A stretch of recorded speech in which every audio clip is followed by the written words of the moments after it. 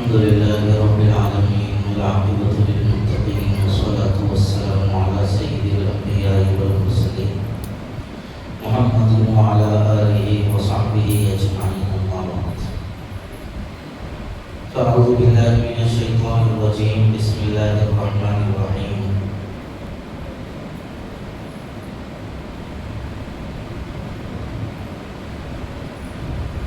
والسابقون الأولون من المهاجرين والأنصار والذين اتبعوهم بإحسان رضي الله عنهم ورضوا عنه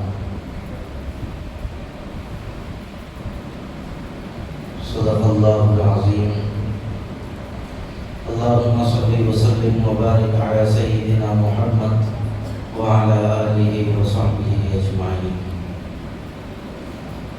قابل قدر معزز بھائیوں بزرگوں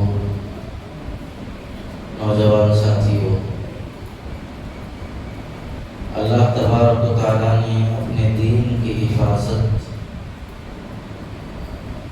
رسول اللہ صلی اللہ علیہ وسلم کے مقدس صحابہ کے ذریعے فرمائی۔ صحابہ معیار حق ہیں اور صحابہ کے ذریعے اللہ تبارک و تعالیٰ نے اسلام کی حقانیت اور اس کی حفاظت کا فریضہ حضرات صحابہ کے ذریعے انجام دلایا ہے۔ صحابہ یہ صحابی کی جمع ہے۔ صحابی کہتے ہیں ہر اس شخصیت کو جنہوں نے ایمان کی حالت میں رسول اللہ صلی اللہ علیہ وسلم کا دیدار کیا، اور ایمان کی حالت میں حضور کو دیکھنا کوئی بڑی مدت کے لیے ضروری نہیں ہے۔ 1 سال، 1 مہینہ، 1 گھنٹہ اتنا بھی ضروری نہیں۔ 1 لمحے کے لیے بھی اگر کسی نے حالت ایمان میں حضور کو دیکھ لیا وہ صحابی ہو گئے۔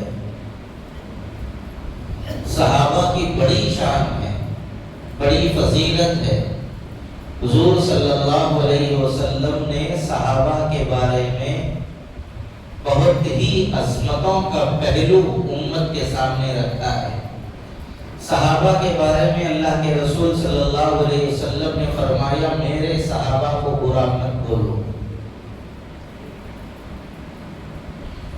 میرے صحابہ کو برا مت بولو۔ اور حضور اکرم صلی اللہ علیہ وسلم نے یہ بھی ارشاد فرمایا کہ اگر تم میں سے کوئی شخص احد پہاڑ کے برابر بھی اگر اللہ کے راستے میں سونا خرچ کرے گا، احد پہاڑ کتنا ہے، اس کی لمبائی چوڑائی اگر دونوں کو ملایا جائے تو تقریباً 10 کلومیٹر کا فاصلہ ہوگا۔ 10 کلومیٹر کے برابر اگر کوئی سونا جمع کر دے اور پھر اس کو تقسیم کرے، اللہ کے رسول صلی اللہ علیہ وسلم نے فرمایا تمہارا اتنا زیادہ سونا خرچ کرنا بھی صحابہ کا 1 مٹھی جو صدقہ کرنے کے برابر نہیں ہو سکتا۔ اور حضرت عبداللہ بن عمر رضی اللہ تعالیٰ عنہما فرماتے ہیں کہ تم صحابہ کو برا مت بولو، اس لیے کہ تمہاری زندگی کے سارے اعمال صحابہ کی زندگی کے ایک عمل کا مقابلہ نہیں کر سکتے۔ اتنی فضیلت کیوں ہے؟ حضرات صحابہ کی سب سے بڑی فضیلت اور اس کی وجہ یہ ہے کہ ان لوگوں نے اپنی آنکھوں سے حضور اکرم صلی اللہ علیہ وسلم کا دیدار کیا۔ اور صحابہ کی فضیلت کی ایک اہم وجہ یہ ہے کہ صحابہ نبوت کے گواہ ہیں۔ نبوت پر گواہ بن جانا یہ کوئی معمولی بات نہیں تھی، یہ وقت کی سپر پاور طاقتوں سے مقابلہ کرنے کے برابر تھا۔ جو بھی حضور علیہ السلام کے ہاتھ پر ایمان لاتا تکلیفیں دی جاتی، حضرت بلال کو، حضرت عمار ابن یاسر کو، حضرت خباب ابن الارت کو، حضرت سمیہ کو اور بے شمار صحابہ کرام رضوان اللہ علیہ مجمعین کو جو تکلیفیں دی کی گئی ہیں وہ معمولی نہیں تھی. اسی لیے اللہ تبارک و تعالیٰ نے اپنے قرآن میں فرمایا جو لوگ ایمان میں پہلے پہل کر گئے، سبقت کر گئے، ان کا درجہ بہت بڑا ہے. اور اللہ تبارک و تعالیٰ نے ان کے لیے جنت کو تیار کر رکھا ہے، اور وہ بھی اللہ سے راضی ہو گئے اور اللہ بھی ان سے راضی ہو گئے. صحابہ کے بارے میں ہمیشہ حسن ظن رکھنا چاہیے، بلکہ یہ بات یاد رکھنا چاہیے صحابہ کے تعلق سے بنیادی طور پر 4 عقیدے ہمارے ذہنوں میں رہنا ضروری ہے. سب سے پہلا عقیدہ یہ کہ تمام صحابہ جنتی ہیں. دوسرا عقیدہ تمام کے تمام صحابہ عادل ہیں، عدل ان کے اندر بھرا ہوا ہے، دین کو قبول کرنے میں بھی اور دین کو ہم تک پہنچانے میں بھی وہ عادل ہیں. انہوں نے اپنی طرف سے کوئی بات کو دین میں داخل نہیں کیا. تمام صحابہ عادل ہیں. تیسرا عقیدہ تمام صحابہ معیار حق ہیں، حق کے معیار ہیں. اللہ تعالیٰ نے فرمایا ایمان لانا ہے تو میرے صحابہ کی طرح ایمان لاؤ. ہم جو بھی عمل کریں گے اگر وہ صحابہ کے طریقے کے مطابق ہے تو وہ عمل رسول اللہ صلی اللہ علیہ وسلم کے طریقے کے مطابق ہوگا. اگر ہمارے اعمال صحابہ کے طریقے کے مطابق نہیں تو وہ عمل بھی رسول اللہ کے طریقے کے مطابق نہیں ہو سکتا. حق کا معیار ہے صحابہ. اور چوتھا عقیدہ تمام صحابہ تنقید سے بالا تر ہیں. کسی صحابی کے اوپر تنقید نہیں کی جا سکتی، کسی صحابی کو برا نہیں بولا جا سکتا، کسی صحابی کے بارے میں حرف شکایت دراز نہیں کی جا سکتا. تمام کے تمام صحابہ حق پر ہیں، معیار حق ہیں. اگر کوئی ان صحابہ کے بارے میں اپنی زبان دراز کرے تو اس کی زبان گندی اور وہ جو بک رہا ہے وہ گندگی ہے. صحابہ کی زندگی تو بالکل تابندہ ہے. ان کی زندگی اللہ تبارک و تعالیٰ کے احکام سے، رسول اللہ صلی اللہ علیہ وسلم کے فرمان سے لبریز ہے.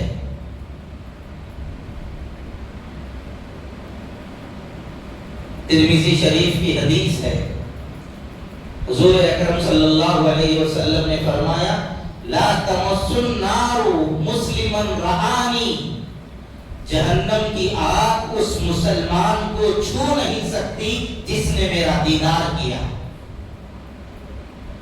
اور ایمان کی حالت میں دیدار کرنے والے سب سے پہلے صحابہ ہیں. تو صحابہ کے اوپر جہنم کی آگ حرام ہے.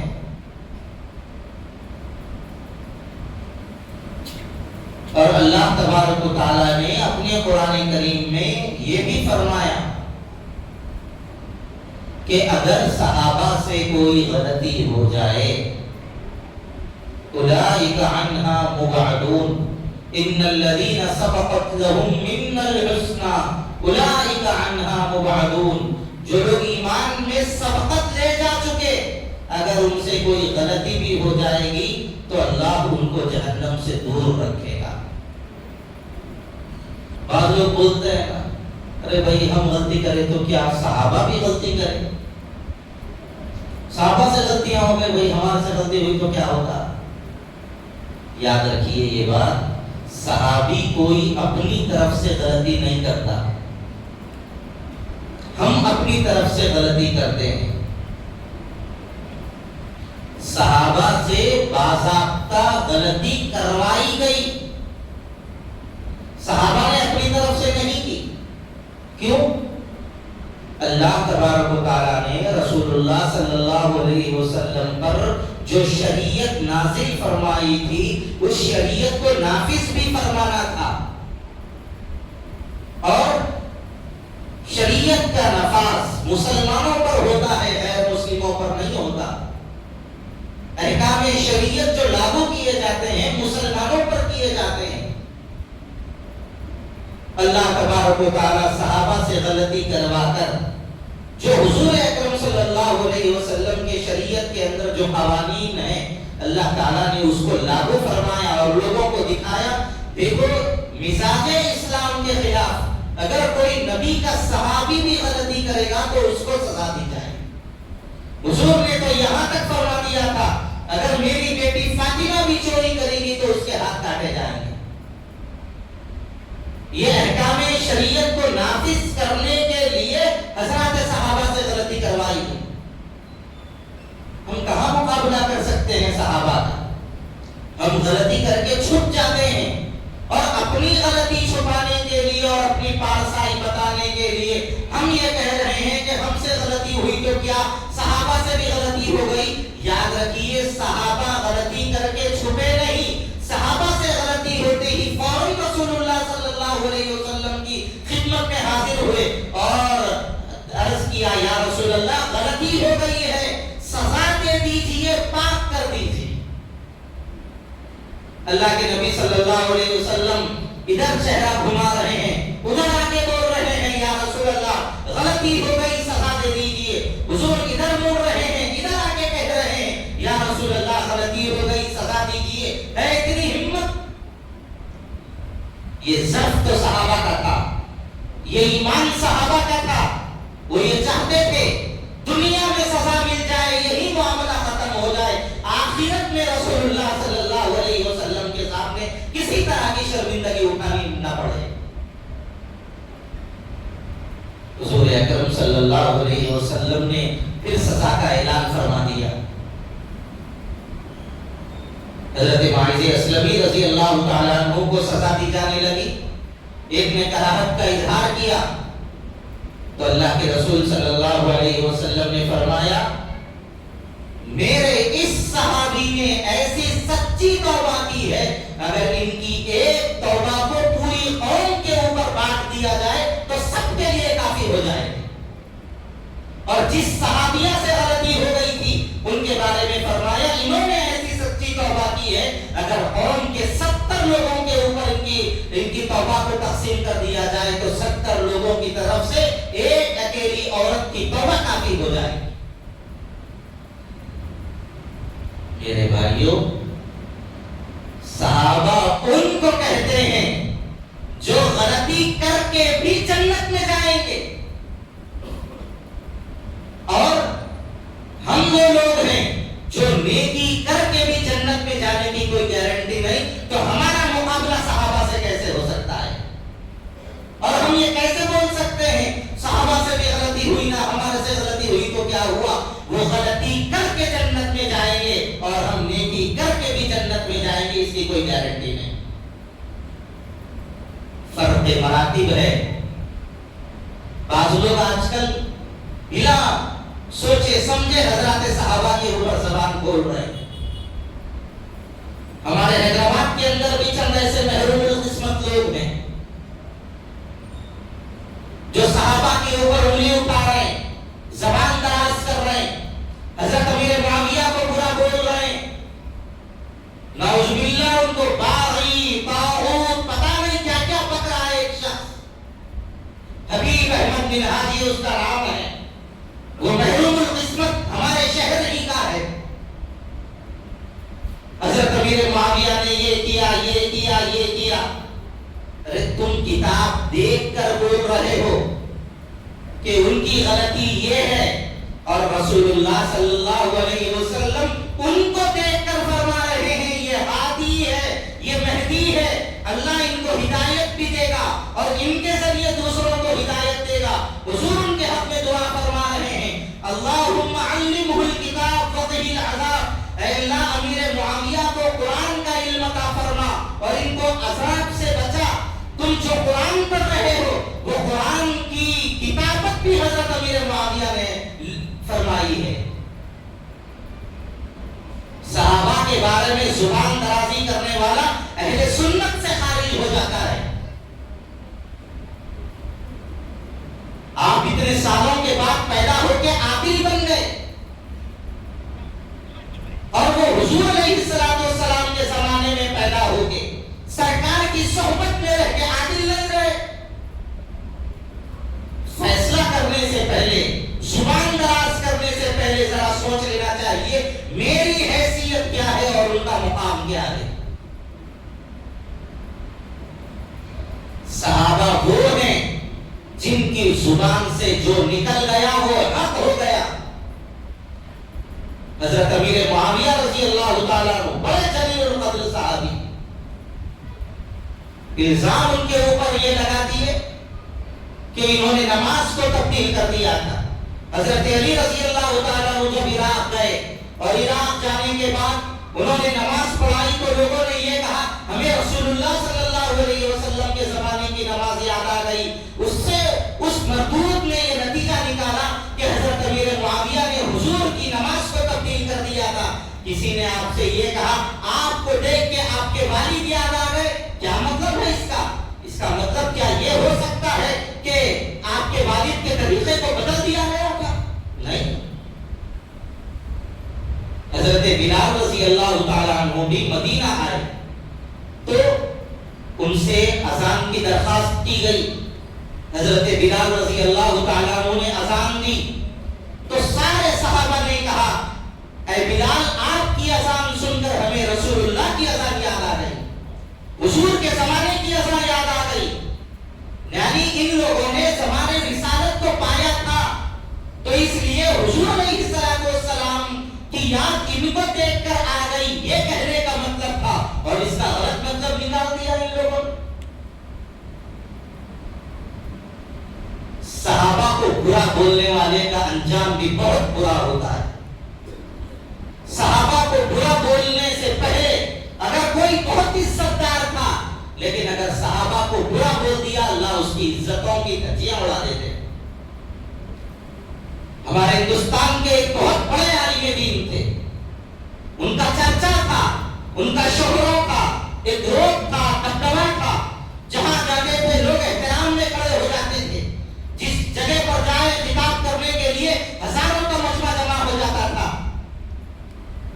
ملک کی ایک بڑی جامعہ کے اندر حدیث پڑھاتے تھے لیکن انہوں نے صحابہ کی شان میں گستاخی کی. حضرت امیر معاویہ کو برا بولا، حضرت ابو ہریرہ کو برا بولا اور بھی صحابہ کرام کی شان میں گستاخی کی.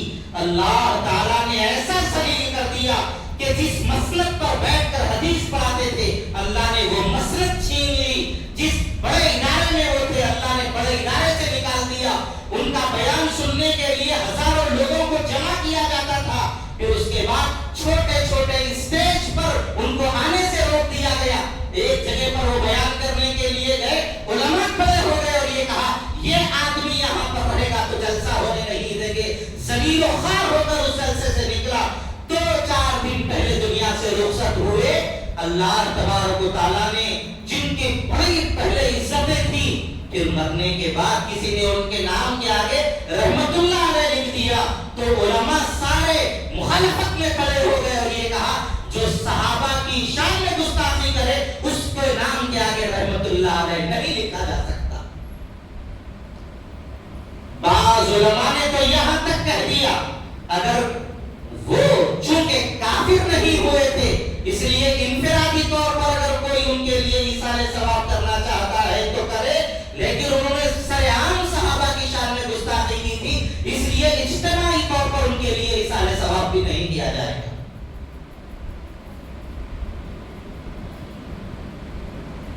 عزتوں کی بلندیوں پر تھے، اللہ نے ذلتوں کی انتہا میں پہنچا دیا. یہ صحابہ کی گستاخی کا نتیجہ ہے. اس لیے کبھی بھی صحابہ کی شان میں زبان کھولنے سے پہلے سوچنا چاہیے. بعض لوگ صحابہ کے مرتبے کو نہیں پہچانتے اور جو دل میں آیا وہ کہنے لگتے ہیں. یاد رکھیے کوئی بھی شخص اپنے عمل سے صحابی نہیں بن سکتا. کوئی اتنے 1000 رکعت نفل پڑھ لے تو وہ صحابی ہو جائے گا، کوئی اتنا زیادہ خیرات کرے تو صحابی بن جائے گا، کوئی اتنے مائی کے حل کر لے تو صحابی ہو جائے گا. نہیں، صحابی کوئی بھی اپنے عمل سے نہیں بنتا. صحابی جو بھی بنتا ہے نگاہ مصطفیٰ کے فیض سے بنتا ہے.